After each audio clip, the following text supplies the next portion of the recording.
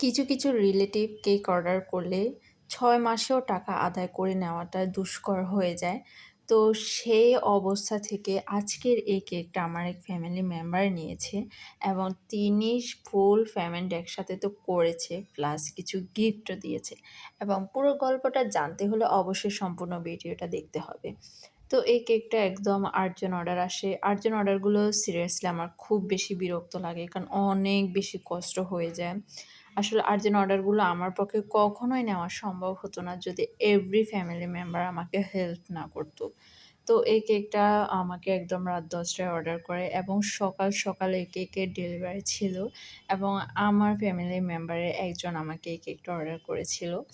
তো উনি আমি সবকিছু ওনাকে খুলে বলেছিলাম যে কত দাম হবে এবং এই মানে কেকটি ছিল চকোলেট ফ্লেভারের 2 পাউন্ডের মধ্যে।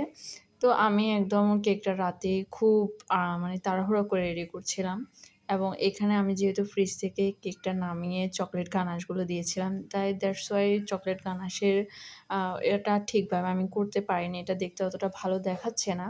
তারপরেও যেহেতু উনারা খাওয়ার জন্য, এজন্য আমি আর অত বেশি মানে প্যারা নিই নাই এই জিনিসটা নিয়ে।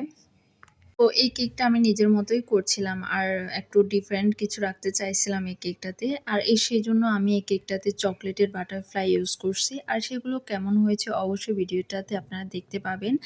আর যেহেতু একদম সকাল ডেলিভারি ছিল, ওরকম কোনো ডেলিভারি ম্যান আমি পাচ্ছিলাম না। খুব কষ্ট করে একজনকে আমি ম্যানেজ করছি এবং ওনাকে দিয়ে কেকটা পাঠিয়েছিলাম। আলহামদুলিল্লাহ একদম ঠিকঠাকভাবে ডেলিভারি দিতে পেরেছে এবং আম ওই ডেলিভারি ম্যানের কাছে উনি একদম ফুল পেমেন্ট করে, সাথে আরও কিছু অ্যাড করে দিয়ে যাতে আমি ওটা দিয়ে কিছু খেতে পারি এবং ওটা আমার জন্য গিফট হিসাবে উনি পাঠায়। তো উনি আবার আমাকে বলেও এটা। তা আসলে সত্যি বলতে ওইটা আসলে বড় কথা ছিল না। এটাই সবচেয়ে বড় ব্যাপার ছিল যে যেখানে রিলেটিভরা টাকাই দিতে চায় না, সেই জায়গায় উনি তো ফুল পেমেন্ট একসাথেই করছে, সাথে কিছু গিফটও পাঠাইছে। তো এটা আমাকে আসলেই সত্যি ইমপ্রেস করছে।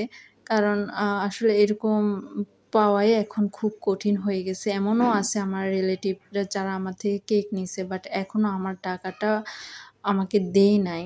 তো আসলে এই জিনিসগুলো খুবই কষ্টের। একটা কেক বানাতে কতটা কষ্ট হয় সেটা আপনারা সবাই জানেন। তো সেই জায়গা থেকে যখন আমি আমার পেমেন্টটাই পাই না, তো সেটা আসলে ওই কেকের যে কষ্টটা হয় সেটা আসলে আরও দ্বিগুণ হয়ে যায়। আর এই ছিল আমার কেকের ফাইনাল লুক। কেমন হয়েছে